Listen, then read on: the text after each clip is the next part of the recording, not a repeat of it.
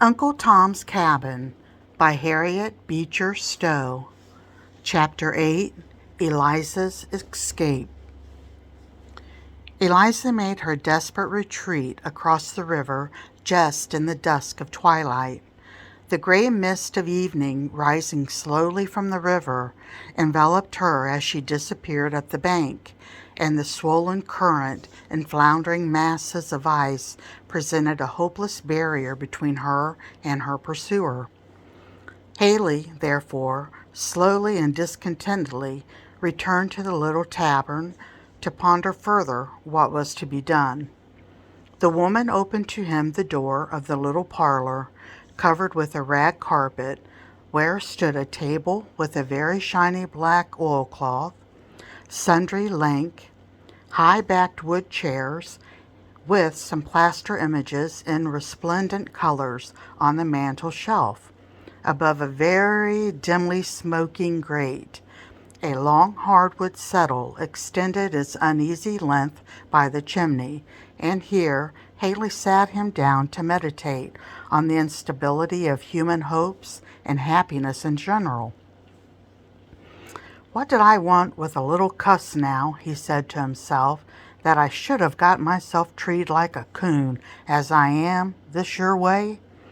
And Haley relieved himself by repeating over a not very select litany of imprecations on himself, which, though there was the best possible reason to consider them as true, we shall, as a matter of taste, omit. He was startled by the loud and dissonant voice of a man who was apparently dismounting at the door. He hurried to the window. "By the land, if this here ain't the nearest now to know what I've heard folks call Providence," said Haley. "I do believe that there's Tom Loker." Haley hastened out. Standing by the bar in the corner of the room was a brawny, muscular man, full 6 feet in height and broad in proportion. He was dressed in a coat of buffalo skin, made with the hair outward, which gave him a shaggy and fierce appearance, perfectly in keeping with the whole air of his physiognomy. In the head and face, every organ and lineament expressive of brutal and unhesitating violence was in a state of the highest possible development. Indeed, could our readers fancy a bulldog coming to a man's estate and walking about in a hat and a coat? They would have no inept idea of the general style and effect of his physique. He was accompanied by a traveling companion, in many respects as an exact contrast to himself. He was short and slender, lithe and cat-like in his motions, and had a peering, mousy expression about his keen black eyes, with which every feature of his face seemed sharpened into sympathy. His long, thin nose ran out as if it was eager to bore into the nature of things in general. His sleek, thin black hair was struck eagerly forward, and all his motions and evolutions expressed a dry, cautious acuteness. The great big man poured out a big tumbler half full of raw spirits and gulped it down without a word. The little man stood tiptoe and putting his head first to one side and then the other, and snuffing considerably in the direction of the various bottles, ordered at last a mint julep, in the thin and quivering voice, and with an air of great circumspection. When poured out, he took it and looked at it with a sharp, complacent air, like a man who thinks he has done about the right thing and hit the nail on the head, and proceeded to dispose of it in short and well-advised sips. "Well, now, who'd have thought this your luck had come to me? Why, Loker, how are you?" said Haley, coming forward and extending his hand to the big man. "The devil," said the civil reply. "What brought you here, Haley?" The mousy man, who bore the name of Marks, instantly stopped his sipping, and poking his head forward, looked shrewdly at the new acquaintance as a cat sometimes looks at a moving dry leaf or some other possible object of pursuit. I say, Tom, this is your luckiest thing in the world. I'm in a devil of a hobble, and you must help me out. Ugh, like enough, grunted his complacent acquaintance. A body may be pretty sure of that when you're glad to see him. Something to be made off of 'em. What's the blow now? You've got a friend here, said Haley, looking doubtfully at Marks. Partner, perhaps? Yes, I have. Here, Marks. Here's that 'ere feller I was in with in Natchez. Shall be pleased with his acquaintance, said Marks, thrusting out a long, thin hand like a raven's claw. Mr. Haley, I believe? The same, sir, said Haley. And now, gentlemen, seeing as we've met so happily, I think I'll stand up to a small matter of a treat in this here parlor. So now, old coon, said he to the man at the bar, get us hot water and sugar and cigars and plenty of the real stuff, and we'll have a blowout. Behold, then, the candles lighted, the fire simulated to the burning point at the grate, and our three worthies seated round a table, well spread with all the accessories to good fellowship enumerated before. Haley began a pathetic recital of his peculiar troubles. Loker shut up his mouth and listened to him with gruff and surly attention. Marks, who was anxiously and with much fidgeting compounding a tumbler of punch to his own peculiar taste, occasionally looked up from his employment, and, poking his sharp nose and chin almost into Haley's face, gave the most earnest heed to the whole narrative. The conclusion of it appeared to amuse him extremely, for he shook his shoulders and sides in silence, and perked up his thin lips with an air of great internal enjoyment. So then, you're fairly shrewd up, ain't you? He said. He, it's neatly done, too. This your young'un business makes a lot of trouble in the trade, said Haley doubtfully. If we could get a breed of gals that didn't care now for their young'uns, said Marks, tell ya, I think 'twould be about the greatest modern improvement I knows on. And Marks patronized his joke by a quiet and introductory sniggle. Just so, said Haley. I never could have seen into it. Young'uns is heaps of trouble to 'em. One would think now they'd be glad to get clear of 'em, but they aren't. And the more trouble a young'un is, and the more good for nothing as a gentle thing, the tighter they sticks to 'em. Well, Mr. Haley, said Marks, just pass the hot water. Yes, sir. You say just what I feel and all of us have. Now, I bought a gal once when I was in the trade. A tight, likely wench she was, too, and quite considerable smart. And she had a young'un that was miserable sickly. It had a crooked back or something or other, and I just getting away to a man that thought he'd take his chance raising on it. Being it didn't cost nothing, never thought, of the gals taking on about it, but Lord, you ought to see how she went on.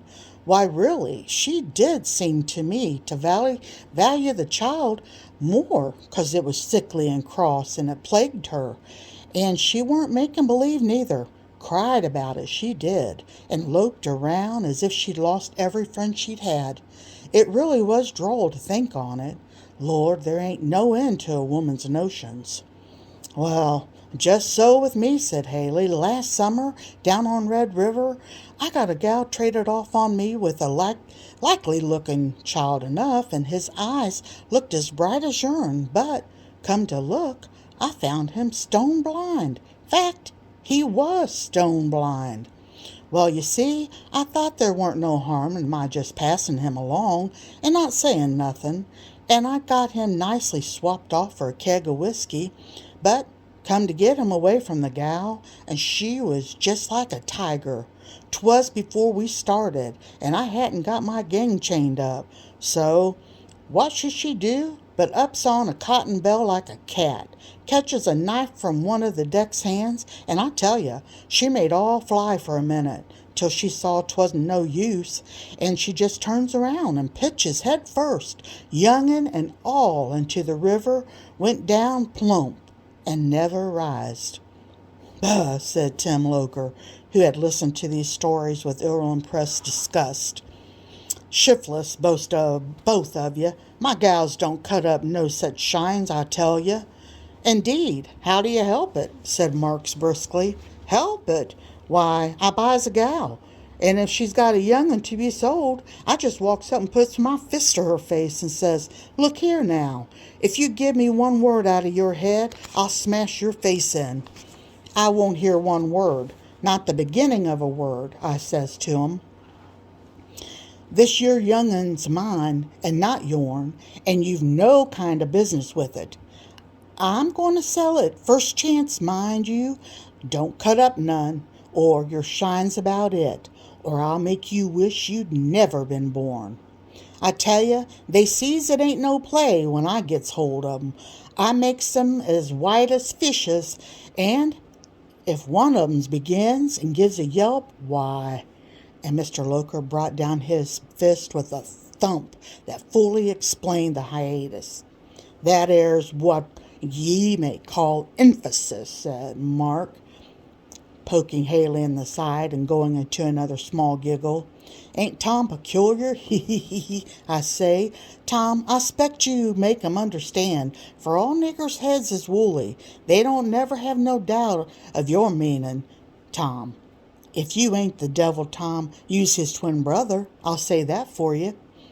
Tom received the compliment with becoming modesty and began to look as affable as he was consistent, as John Bunyan says, with his doggish nature.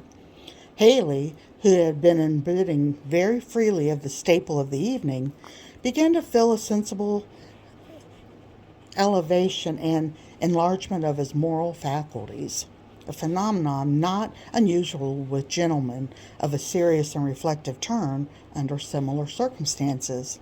"Well now, Tom," he said, "you really is too bad, as I've always have been told you. You know, Tom, you and I used to talk over these matters down in Natchez, and I used to prove to you that we made full as much and as well off for this you world by treating on 'em well, besides keeping a better chance for coming in the kingdom at last, when wust comes to wust, and there ain't nothing else left to get, you know." "Bah!" said Tom. "Don't I know? Don't make me too sick with all your old stuff. My stomach is a little riled now," and Tom drank half a glass of raw brandy. "I say," said Haley, and leaning back in his chair and gesturing impressively, "I'll say this now. I always meant to drive my trade so as to make money on it, first and foremost, as much as any man, and then trade ain't everything, and money ain't everything, 'cause we's all got souls. I don't care now who hears me say it, and I think a cuss sight on it, so I may as well come out with it. I believe in religion, and one of these days, when I've got matters tight and snug, I calculates to tend to my soul and them are matters. And so, what's the use of doing any more wickedness than's really necessary? It don't seem to me it's all prudent." "Tend to your soul," repeated Tom contemptuously. "Take a bright look out to find a soul in you. Save yourself any care on that score. If the devil sifts you through the air sieve, he won't find one." "Why, Tom, you're cross," said Haley. "Why can't you take it a pleasure now, when a feller's talking for your good?" "Stop that all jarring you there," said Tom gruffly. "I can stand most any talk to yourn, but your pious talk, that kills me right up. After all, what's the odds between me and you? 'Tain't that you care one bit more, or have a bit more feelin'. It's clean sheer dog meanness, wanting to cheat the devil and save your own skin. Don't I see it? And you're getting religion, as you call it. Arter all, It's all spies and mean for any critter. Run up a bill with the devil all your life, and then you sneak out when pay time comes. Blah. Come, come, gentlemen, I say. This isn't business, said Marks. There's different ways, of looking at all subjects. Mr. Haley is a very nice man, no doubt, and has his own conscience. And Tom, you have your ways, and very good ones too, Tom. But quarreling, won't answer no kind of purpose. Let's go to business. Now, Mr. Haley, what is it? You want us to undertake to catch this your gal? The gal's no matter of mine. She's Shelby's. It's only the boy. I was a fool for buying the monkey. You're generally a fool, said Tom gruffly.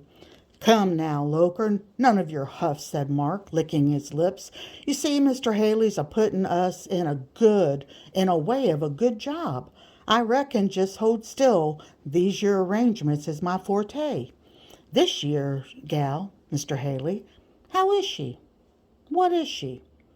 Well, white and handsome, well brought up. I'd again Shelby 800 or 1,000, and then made well on her.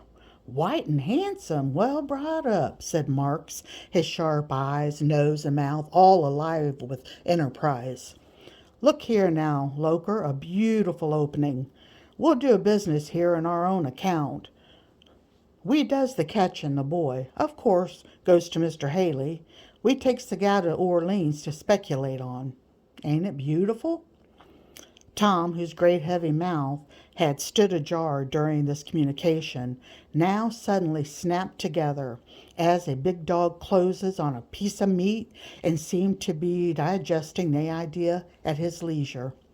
You see, said Marks to Haley, stirring his punch as he did so, you see, we have just as convenient at all pints along shore that does up little jobs in our line, quite reasonable. Tom, he does the knocking down in that air. And I come in, all dressed up, shining boots, everything first chop.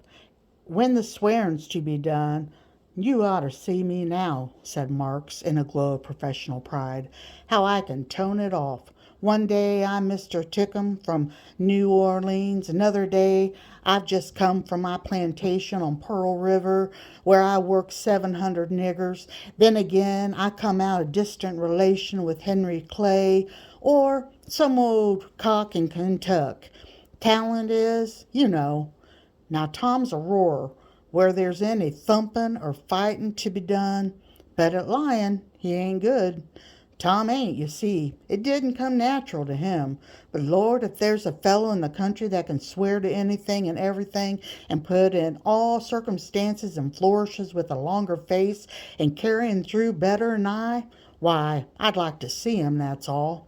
I believe, my heart, I could get along and snake through, even if justice was more peculiar than they is. Sometimes I'd rather wish they was more particular. 'Twould be a heap more relishin' if they was more fun,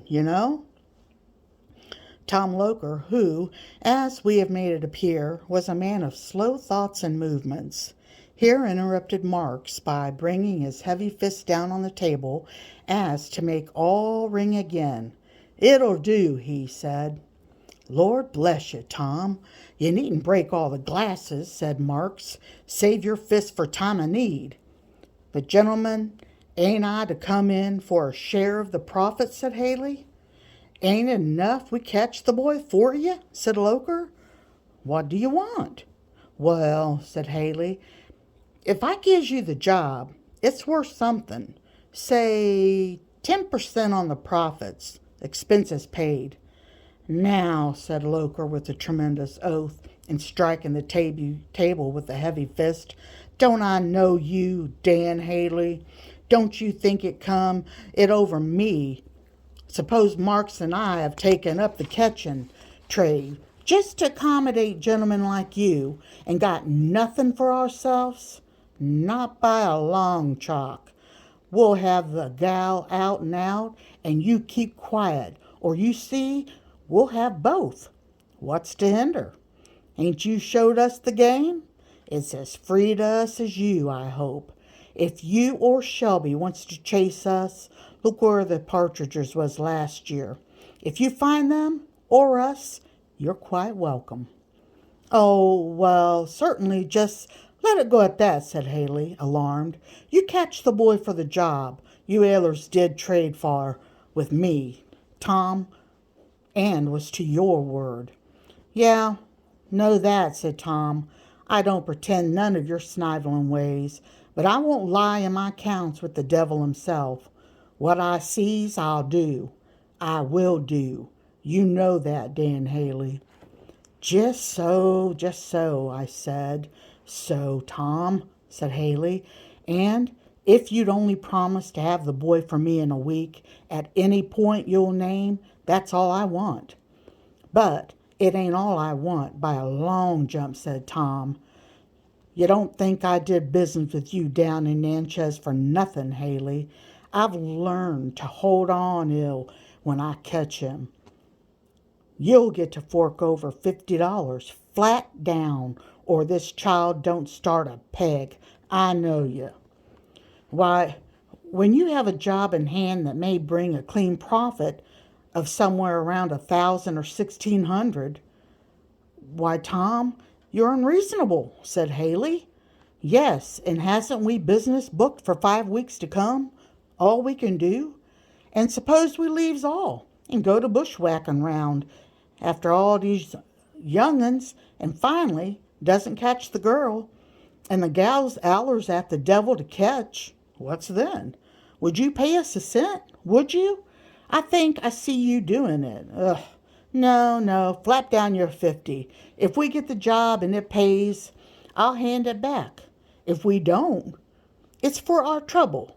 That's far, ain't it, Marks?" Certainly, said Marks with a conciliatory tone. It's only a retaining fee, you see. We lawyers, you know. Well, we must all keep good-natured. Keep easy, you know. Tom will have the boy for you, anywhere you'll name, won't you, Tom? If I find the young'un, I'll bring him on to Cincinnati and leave him at Granny Belcher's on the landing," said Loker. Marks had got from his pocket a greasy pocketbook, and, taking a long paper from thence, he sat down and, fixing his keen black eyes on it, began mumbling over its contents. "Barnes, Shelby County, boy Jim, $300 for him, dead or alive. Edwards, Dick and Lucy, man and wife, $600. Wench, Polly, and 2 children, $600 for her or her head. I'm just a running over our business to see if we can take this year handily. Loker," he said after a pause, "we must set Adams and Springer on the track of these year. They've been booked some time." "They'll charge too much," said Tom. "I'll manage that ere. They's young in the business and must 'spect to work cheap," said Marks as he continued to read. "There's 3 of 'em on easy cases, 'cause all you got to do is shoot 'em or swear they is shot. They couldn't, of course, charge much for that. Them other cases," he said, folding the paper, "will bear putting off a spell. So now, let's come to the particulars. Now, Mr. Haley, you saw this your gal when she landed?" "To be sure, plain as I see you. And a man helping her up the bank," said Loker. "To be sure I did." "Most likely," said Mark. "She's tooken somewhere. But where's a question. Tom, what do you say?" "We must cross the river tonight, no mistake," said Tom. "But there's no boat about," said Marks. "The ice is running awful, Tom. Ain't it dangerous?" "Doing no nothing about that. Only it's got to be done," said Tom decidedly. "Dear me," said Marks, fidgeting. "It'll be, I say," he said, walking to the window. "It's about as dark as a wolf's mouth. And Tom, the long and short is, you're scared, Marks, but I can't help that. You've got to go. Suppose you want to lie by a day or two till the gal's been carried on the underground, line up to Sandusky or so before you? Oh, no, I ain't a grain afraid, said Marks. Only what? Said Tom. Well, about the boat. You see, there ain't any boat. I heard the woman say there was one coming across this evening, and that a man was going to cross over in it. Neck or nothing, we must go with him, said Tom. I suppose you've got good dogs, said Haley. First rate, said Marks. But what's the use? You ain't got nothing of hers to smell on. Yes, I have, said Haley triumphantly. Here's her shawl she left on the bed in a hurry. She left her bonnet, too. That air's lucky, said Loki. Fork over. Though the dogs might damage the gal if they come on her unaware, said Haley. That air's a consideration, said Marks. Our dogs tore a fellow half to pieces once down in Mobile, 'fore we could even get 'em off of 'em. Well, you see, for this sort that's to be sold for their looks, that air won't answer ye, said Haley. I do see, said Marks. Besides, if she got took in, 'tain't no go, neither. Dogs is no count in these yer upper states, where those critters get carried. Of course, you can't get on their track. They only do's down in plantations where niggers, when they runs, has to do their own running, and don't get no help. Well, said Loker, who had just stepped out to the bar to make some inquiries, they say the man comes with the boat. So Marks? That worthy cast a ruthful look at the comfortable quarters he was leaving, but slowly rose to obey. After exchanging the few words of further arrangement, Haley, with visible reluctance, handed over the $50 to Tom, and the worthy trio separated for the night. If any of our refined and Christian readers object to the society into which this scene introduces them, let us beg them to begin and conquer their prejudices in time. The catching business, we beg to remind them, is rising to the dignity of a lawful and patriotic profession. If all broad land between the Mississippi and the Pacific becomes one great market for bodies and souls, and human property retains the locomotive tendencies of this 19th century, the trader and catcher may yet be among our aristocracy. While this scene was going on at the tavern, Sam and Andy, in the state of high felicitation, pursued their way home. Sam was in the highest possible feather and expressed his exultation in all sorts of supernatural howls and ejaculations by divers odd motions and contortions of his whole system. Sometimes he would sit backward with his face to the horse's tail and sides, and then, with a whoop and a somerset, come right side up in his own place again, and drawing on a grave face, begin to lecture Andy in high-sounding tones for laughing and playing the fool.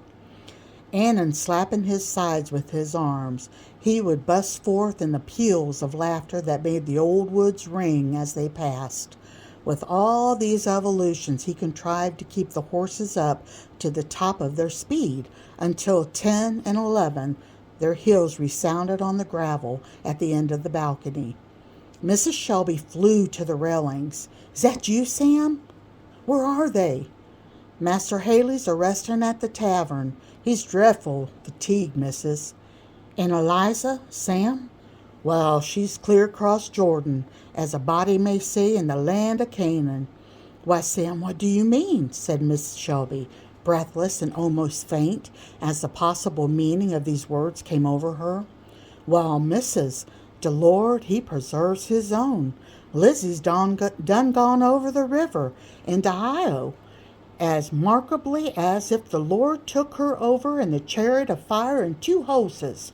Sam's vein of piety was always uncommonly fervent in his mistress's presence, and he made great capital of scriptural figures and images. Come up here, Sam, said Mr. Shelby, who had followed on to the veranda, and tell your mistress what she wants. Come, Emily, he said, passing his arm around her. You are cold and all in a shiver. You allow yourself to feel too much. Feel too much? I am not a woman, a mother. Are we not responsible to God for this poor girl? My God, lay not this sin to our charge. What sin, Emily? You see yourself that we have only done what we are obliged to. There was an awful feeling of guilt about it, though, said Mrs. Shelby. I can't reason it away. Here, Andy, you nigger, be alive, called Sam under the veranda. Take these your horses to the barn. Don't you hear masters a calling? And Sam soon appeared, palm leaf in hand, at the parlor door. Now, Sam, tell us distinctly how the matter was, said Mr. Shelby. Where is Eliza, if you know?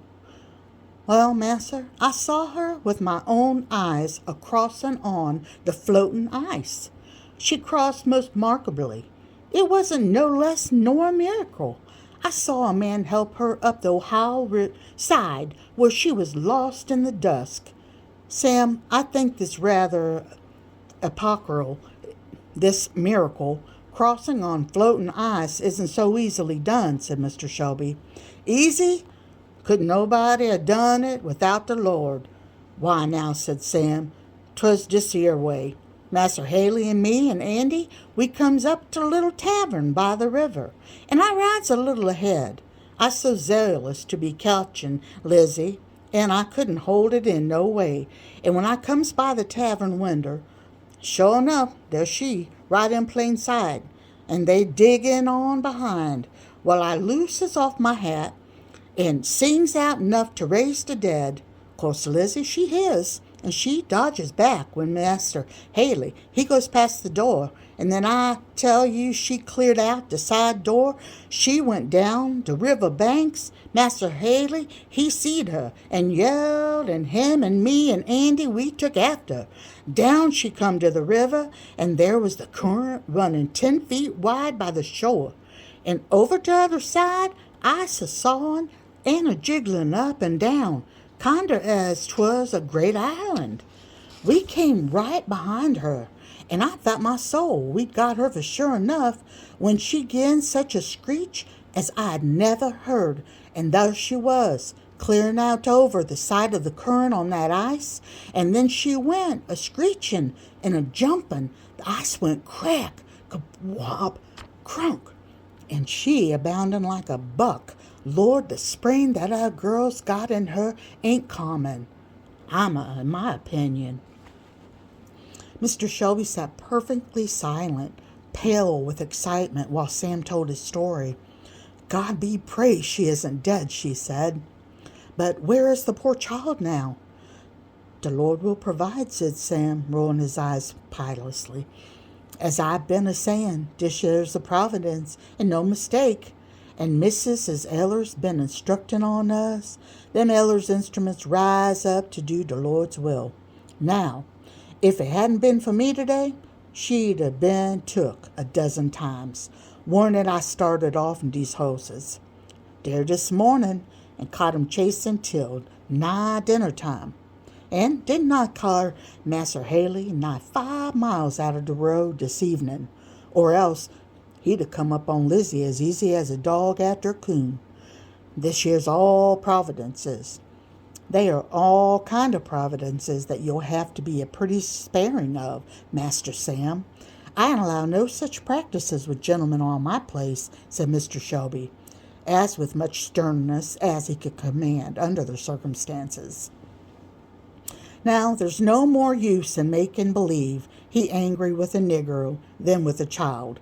Both instinctively see the true state of the case, though all attempts to effect the contrary. And Sam was in no wise disheartened by his rebuke, though he assumed an air of doleful gravity, and stood with the corners of his mouth lowered in a penitent style. Master's quite right, quite. It was ugly of me. There ain't no disputing there. And, course, Master and Missus wouldn't encourage no such works. I'm sensible of that. But a poor nigger like me's amazin' tempted to act ugly sometimes, when fellers will cut up such shines as that on Master Haley. He ain't no gentleman, no way, and anybody's been raised as I've been can't help a seeing that there. "Well, Sam," said Mrs. Shelby, "as you appear to have a proper sense of your errors, you may go now and tell Aunt Chloe she may get you some of that cold ham that was left of dinner today. You and Andy must be hungry." "Missus is a heap too good for us," said Sam, making his bow with alacrity and departing. "It will be perceived, as has been before intimidated, that Master Sam had a native talent that might undoubtedly have raised him to the eminence of political life, a talent of making capital out of everything that turned up, to be invested for his own special praise and glory, and having done up his piety and humility as he trusted, to the satisfaction of the parlor, he clapped his palm leaf on his head with a sort of rakish, free and easy air, and proceeded to the dominions of Aunt Chloe, with the intention of flourishing largely in the kitchen. "I'll specify these yer niggers," said Sam to himself. "Now I got a chance. Lord, I'll reel it off to make 'em stare." It must be observed that one of Sam's special delights had been to ride in attendance on his master to all kinds of political gatherings, where, roosted on some rail fence or perched aloft in some tree, he would sit watching orators with the greatest apparent gusto, and then, descending among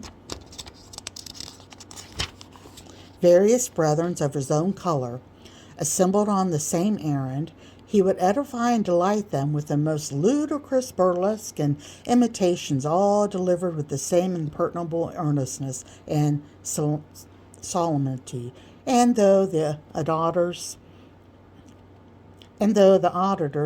immediately about him were generally of his own color, it not unfrequently happened that this were fringed pretty deeply with those of the fairer complexion, who listened, laughing and winking, to Sam's greatest self-congratulation.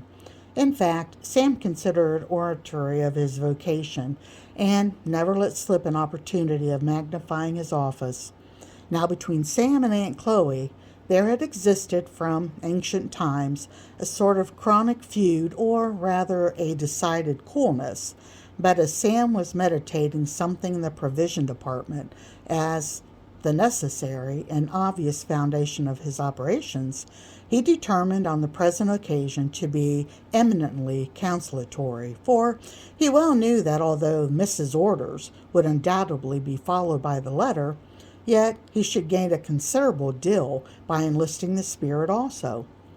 He therefore appeared before Aunt Chloe with a touchingly subdued, resigned expression, like one who had suffered immeasurable hardships in behalf of the persecuted fellow creature, enlarged upon the fact that Mrs. had directed him to come to Aunt Chloe for whatever might be wanting to make up the balance in his solids and fluids, and thus unequivocally acknowledged her right and supremacy in the cooking department, and all thereto pertaining.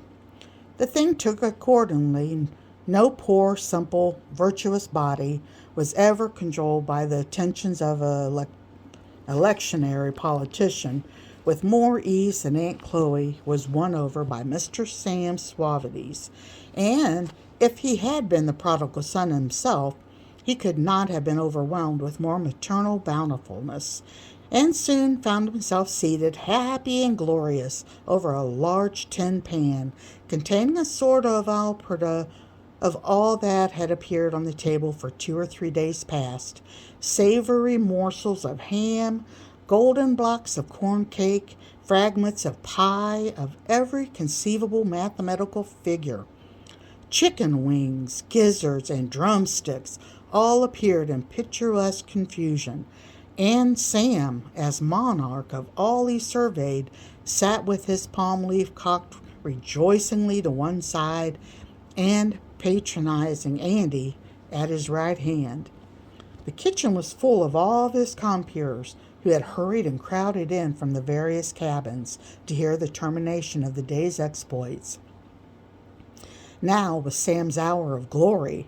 The story of the day was rehearsed with all kinds of ornament and varnishings which might be necessary to heighten its effect. For Sam, like some of our fashionable Delatani never allowed a story to lose any of its gilding by passing through his hands. Roars of laughter extended in narration and were taken up and prolonged by all of the small fry, who were lying in any quantity about on the floor, or perched in every corner. In the height of the uproar and laughter, Sam, however, perceived on an immovable gravity, only from time to time rolling his eyes up and giving his auditors divers inexpressibly droll glances without departing from the sententious elevation of his oratory. "You see, fellow countrymen," said Sam, elevating a turkey leg with energy, "you see now what this here child's up to for offending you all? Yes, all on yer. For him as trying to get our people is as good as trying to get all. You see, the principle's the same. That is clear. And any one of these year drivers that comes smelling around after any of our people, why, he's got me in his way. I am the feller he's got to set it with. I'm the feller for you're all to come to, brethren. I'll stand up for your rights. I'll fend 'em to the last breath." "Why, but Sam, you're telling me only this morning that you'd help this here master to cotch Lizzie." "Seems to me your talk and don't hang together," said Andy. "I tell you now, Andy," said Sam with an awful superiority, "don't you get a talking about what you don't know nothing on, boys like you, Andy. Means well, but they can't be expecting to consolidate the great principles of action." Andy looked rebuked, particularly by the hard word consultate, which most of the eager members of the company seemed to consider as a settler in the case, while Sam proceeded. "That there's conscience, Andy. When I thought of Gwen arter Lizzie, I rarely expected Masser so dat away. When I found Missus was soft on the contrary. That there's conscience. More yet, 'cause allers get more stricken to Mrs. side, so you see I's persistent either way and sticks up to conscience and holds on to principles. Yes, principles," said Sam, giving an enthusiastic talk to the chicken's neck. "What's principles good for if we isn't persistent? I want to know. Though, Andy, you may have that bone. T'ain't picked quite clean." Sam's audience hanging on his words with open mouth, but he did not proceed. "Dis your matter about persistence, fellow nigger," said Sam, with the air one entering into a true subject. "Dis your persistency a thing what ain't seed into very clear by most anybody. Now yer see when a feller stands up for a thing one day and night, de contrary de next. Folks says, and naturally enough they says, 'Why, he ain't persistent. Hand me that old corn cake, Andy.' But let's look in it. I hope the gentlemen and they fair sex will excuse my using an ordinary sort of comparison here. I'm a-trying to get over top of the hay. Well, I puts up on my ladder this side. T'ain't no go. Then, 'cause I don't try no more, but I puts my ladder right in the center. Ain't I persistent? I'm persistent and wanting to get up. Which sides of my ladder is? Don't you see? All on you. It's the only thing you ever was persistent in, Lord knows," said Aunt Chloe, who was getting rather restive and merriment of the evening, being to her somewhat, after the scripture comparison, like vinegar upon nitre. "Yes, indeed," said Sam, rising, full of supper and glory for the closing effort. "Yes, my fellow citizens and ladies of the other sex in general, I has principles. I'm proud to 'em, too. They pre-requesting to these air times and to all times. I has principles and I sticks to 'em like 40. Just anything that I thinks is principle, I goes into it. I wouldn't mind if they burnt me alive. I'd walk right up to the stake, I would, and say, here I comes to shed my blood for my principles, for my country, for the general interest in society. Well, said Aunt Chloe, one of your principles will have to be to get to bed sometime tonight and not be keeping everybody up till morning. Now, every one of you young'uns that don't want to be cracked had better be encased mighty suddenly. Niggers, all of you, said Sam, waving his palm leaf with big dignity. I give you my blessing. Go to bed now and be good boys. And with this pathetic benediction, the assembly dispersed.